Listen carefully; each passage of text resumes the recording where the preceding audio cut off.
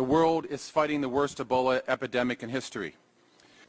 With no vaccine or cure, we are facing down a disease for which there is no room for error.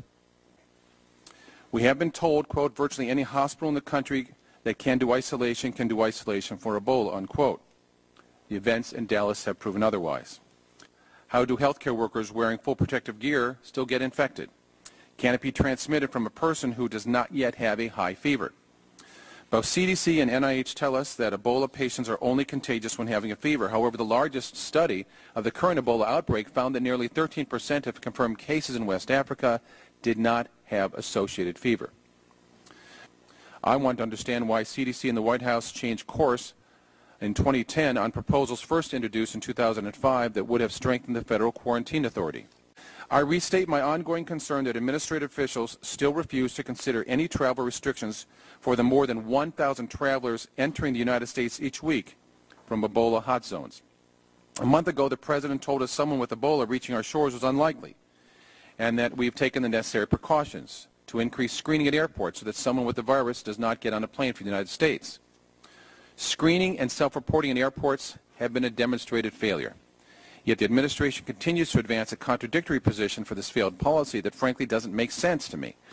It troubles me even more when public health policies are based upon a stated concern over cutting commercial ties with fledgling democracies rather than protecting public health in the United States. We do not have to leave the door open to all travel to and from hot zones in Western Africa while Ebola is an unwelcome and dangerous stowaway on these flights. I am confident we can develop a reasoned and successful strategy to meet these needs. The current airline passenger screening at 5 U.S. airports through temperature taking and self-reporting is troubling. Both CDC and NIH tell us that the Ebola patients are only contagious when having a fever. A determined infected traveler can evade the screening by masking the fever with ibuprofen or avoiding the 5 airports. Further, it is nearly impossible to perform contact tracing of all people on multiple international flights across the globe. I guess to more directly address your question, what we were looking for is not an Ebola expert, but rather an implementation expert. And that's exactly what Ron Klain is. He is somebody who has extensive experience in the federal government. He's somebody that has extensive management experience when it comes to the private sector. Because again, ultimately what we're looking for here is an implementation expert. President Obama has named Ron Klain to be the first ever Ebola czar. He'll oversee the government's response to cases of Ebola here in the United States. He'll also advise the president on what action needs to be taken. Before this, the 53-year-old Klain served as chief of staff for both Vice President Al Gore and Vice President Joe Biden.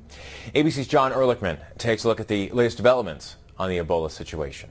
Her condition is fair, she is stable, and she is resting comfortably. Her co-worker, Amber Vinson, the second nurse at Texas Health Presbyterian Hospital to contract Ebola, is now being treated in a top biocontainment facility in Atlanta.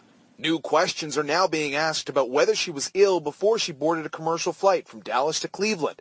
Her mother says much criticism has been offered because she chose to travel home. Let me be clear, Amber wasn't sick when she came home, and she wasn't symptomatic when she departed for Dallas. All this as the investigation into how both nurses contracted the deadly virus intensifies. Brianna Aguirre, a nurse at the same Texas hospital, describing the scene inside. This is what makes me so upset right here. Her neck is hanging out. Texas has now restricted the 75 healthcare workers being monitored in Dallas from using mass transportation or congregating in public. Meanwhile, President Obama has appointed Ron Klain, a former White House official, to be his Ebola czar, essentially playing point on all these many moving parts. John Ehrlichman, ABC News. The nurses in the MICU, from the time they had first contact with Mr. Duncan, were in personal protective equipment according to the CDC guidelines. Mm-hmm. So they were already using universal precautions, but also had were using some of the more isolation. And just answer yes or no. Yes. Okay. Now, you had mentioned, and I believe the quote was, unless it mutates, there will not be an outbreak here in the United States. Is that correct?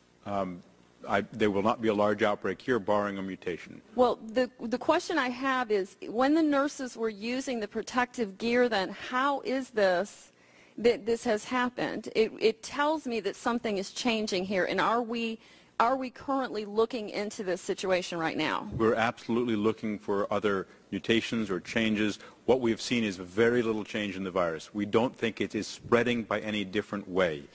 So and you've already said a couple of times that you don't believe that this is airborne, and yet, there again, I know how nurses are. I was one for 21 years before coming to Congress. You're protecting yourself, you're protecting your patient, you're protecting your family. They followed precautions, I am sure, and now we're having this conversation, and I'm very concerned about that. We are confident this is not airborne transmission. But ultimately, we are all connected by the air we breathe, and we are invested in ensuring that the disease is controlled in Africa, but also in ensuring that where there are patients in this country who become ill, they're immediately isolated, and we do the tried and true core public health interventions that stop the spread of Ebola. Do you need a fever to be contagious? You need to be sick. Generally, the first symptom of illness is fever. So do you need a fever to be contagious? Late in the disease, when people are deathly ill, they may not have fever, but they would be likely to be able to walk at that point. This 21-day period that you need to show symptoms within 21 days from exposure, during that could you be contagious at the third day of that point? Only if you were sick, only if you had symptoms. Okay. And the incubation period is anywhere from 0 to 21 days? 2 to 21 days, generally within the first 10 days or so. You said here today that there's 100 to 150 people a day coming from West Africa into the United States. You're opposed to travel restrictions, which the constituents in the 7th District in Missouri are very much in favor of travel restrictions. I predict you're going to put on, or the President's going to put on, travel restrictions. I don't know if it's going to be today or tomorrow or 2 weeks or a month from now, but I think that they're coming, and I think sooner rather than later. If there's 150 a day and you rationalize, well, we don't really need to worry about that because they could get cross borders, they could go by land and then get here. If that 100 and 150 a day, don't you think that number might be reduced to 5 or 10 a day if we did put on travel restrictions? I can't comment on what numbers would. If someone had to make an effort other than going out to their local airport and jumping on a plane, if they really had to try to get here, don't you think that number would dramatically drop? I know that people do come back, and right now we're able to screen them, collect their information. What if they don't come back? A lot of people come in this country and we lose track of them. They don't come back. What happens then?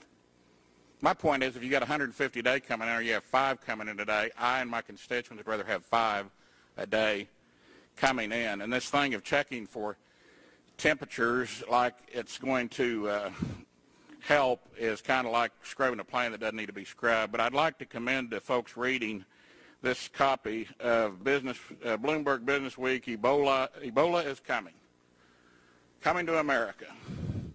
The U.S. had a chance to stop the virus in its tracks, but it missed. That issue came out before Mr. Duncan came to this country and before he was diagnosed with Ebola. There's some good reading in there that I would recommend. I'd also recommend, too, if you want to Google, a hospital from hell is swamped by Ebola. The New York Times, just a few days ago. Hospital from hell.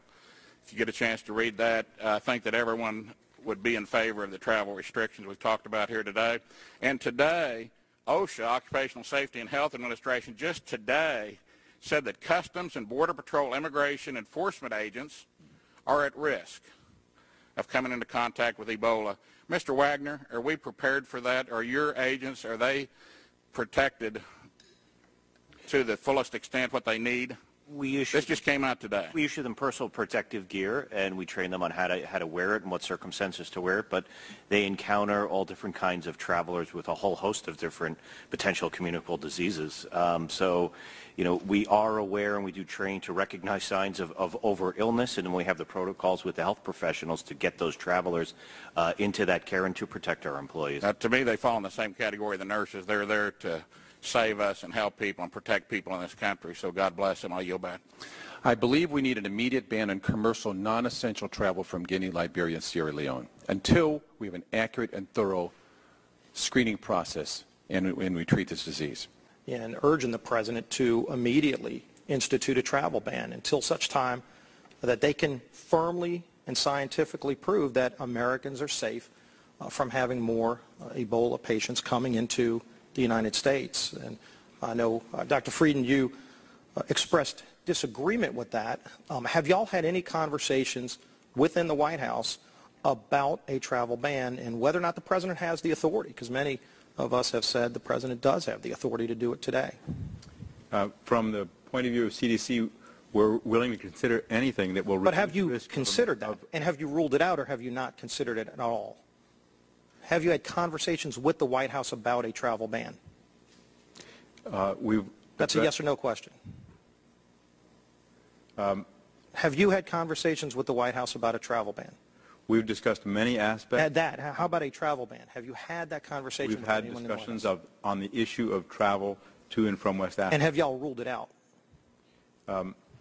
I can't speak for the White House. I can tell you that can speak for the CDC. If you were in those conversations, maybe they had their own conversations without you, but if you were involved in conversations with the White House about a travel ban, did they rule it out? Are they still considering it? From the CDC's perspective, we will consider anything that will better protect. So are you going to answer the question about your conversations with the White House? Is the White House considering a travel ban? I can't speak for the White House. Do you know if they've ruled out a travel ban? I can't speak for the White House. Have you had conversations with them about it? We've discussed the issue of travel. All right. I would urge you, at a minimum, if you've ruled out a travel ban, if you don't think it's the right way to go, there are a lot of people that would disagree with you. At a minimum, you ought to look at least immediately suspending visas to non-U.S. nationals seeking to travel into the United States from Sierra Leone, Liberia, and Guinea. Have you all considered that or discussed it or ruled it out? At CDC, our authority is to quarantine individuals or require the isolation of individuals. But earlier you said you don't think there should be a travel ban. What about at least looking at suspending visas to non-U.S. citizens? Have you looked at that? CDC doesn't issue visas.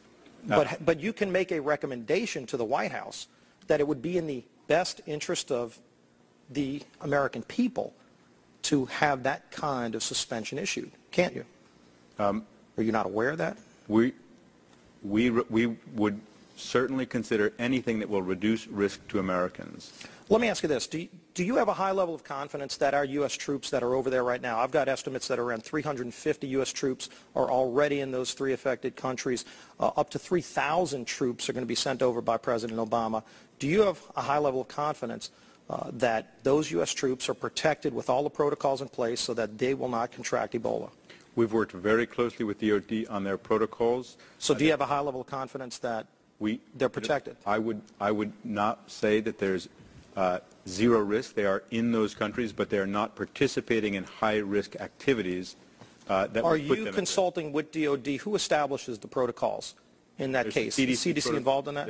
CDC, they are following the CDC protocols, but they follow their own. Let me ask you about the protocols, because I've read reports that some people with some of the other organizations that have been over there for a while, you've got the group Samaritan's Purse, a gentleman by the name of Sean Kaufman, who's involved with some of the doctors that have been over there that have gotten infected. They've been working for decades in some cases.